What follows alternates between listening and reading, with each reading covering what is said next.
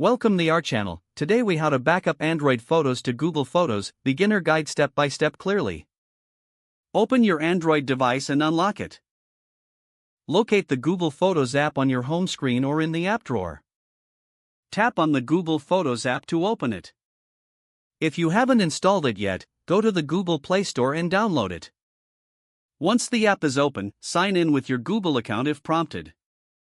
You may need to grant the app permission to access your photos. Tap on the profile icon in the top right corner of the screen.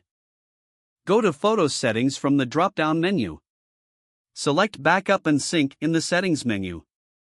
Toggle the switch to turn on Backup and Sync. Choose your backup settings under Backup Device folders. You can select which folders to backup, such as your camera folder or screenshots. Next, check the upload size option to select the quality for your backups.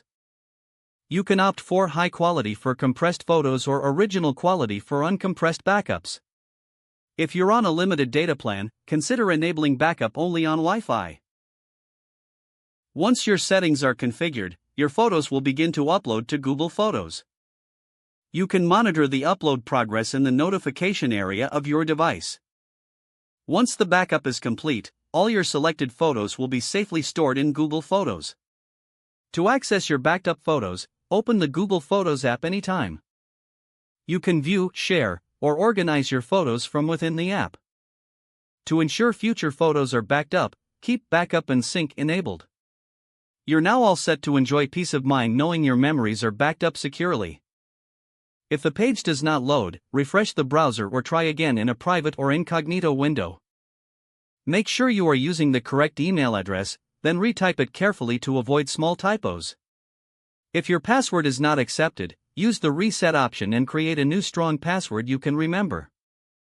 Check your spam folder for verification or security emails, then complete any requested confirmation steps. Enable two-factor authentication if available to improve account security and reduce unauthorized access risk.